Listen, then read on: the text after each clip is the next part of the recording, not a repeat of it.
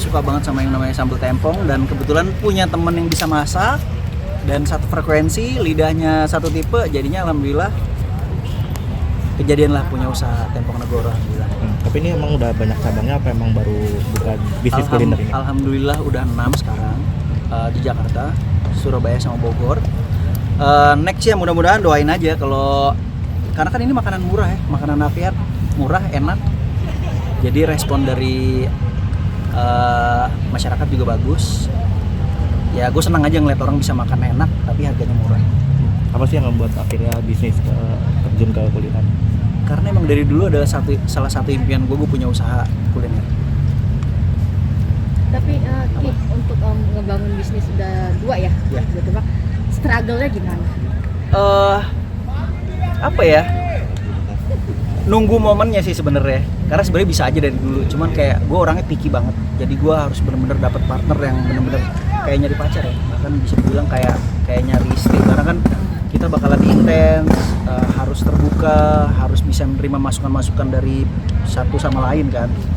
Jadi kebetulan mungkin Allah kasih jalannya sekarang dan alhamdulillah dilancarin ya, bahagialah gue sama. Jadi banting setir nggak sih? Karena kan lu udah lama banget nih nggak acting segala macam, terus Iya. nge-DJ juga. Apa DJ masih sih? DJ masih, kemarin sempat istirahat dulu, terus sekarang ya mulai lagi dikit-dikit, tapi masih ngebatasin lah. Jadi banting setir nggak akhirnya jadi pebisnis kuliner? Enggak juga sih, kebetulan juga tawaran-tawaran bintang tamu masih ada, cuman gue lebih ke apa ya, kalau ngambil kerjaan tuh gue harus mentingin hati. Kalau hati gue senang, kerjanya happy, ya udah nominal belakangan. Jadi yang penting syutingnya dulu.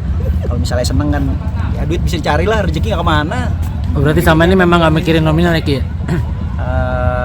Ya kalau dibilang nggak mikirin ya mikirin, tapi lebih nggak ke arah sana sih. Gue lebih seneng kalau suasana syuting, ketemu sama teman-teman, ketawa-ketawa, kayak gitu-gitunya sih yang gue kangen sih. Kalau masalah nominal kan rezeki udah diatur, bisa dicari di mana aja. Tapi turun langsung nggak Ki? Turun langsung. 2 cabang ini? Udah 6 Oh sekarang. udah 6 Ya. justru malah? Turun langsung. Semuanya? Turun langsung. Kadang-kadang kalau udah ada masukan-masukan dari teman-teman, gue turun ke lapangan. Harus ada pendekatan juga. Kita juga sebagai owner juga harus ada bonding sama staff, sama karyawan yang lain-lainnya. Jadi nggak kaku. Apa mungkin ketika lu terjun langsung, apa sih yang lu cross check anti check sendiri? Apa yang Kebersihan. Mau kawin nih minggu depan. Nggak bakalan percaya. Nggak bakalan percaya. Istri gue masih inden. motor kan? Apa yang lu cari apa ketika lu turun langsung? Apa yang gue cari? Ya, Gua, tadi kan bilang kebersihan segala macam. iya, gue pengen staff gue atau karyawan gue kerja di situ seperti kerja di rumahnya sendiri. Jadi nggak ada batasan yang namanya terlalu kaku gitu ya, kayak jadi takut kerjanya. Nah jadi makanya itu gue sering-seringin datang ke outlet, bercanda-bercanda, ngobrol-ngobrol, kasih masukan-masukan. Karena kan gue posisikan ketika gue datang ke warung, gue sebagai pembeli. Jadi kiranya ada yang kurang atau ada yang salah, itu gue kasih. Sempat ada komplainan nggak sih dari? Oh, banyak. Apa yang lu terima paling banyak komplainan?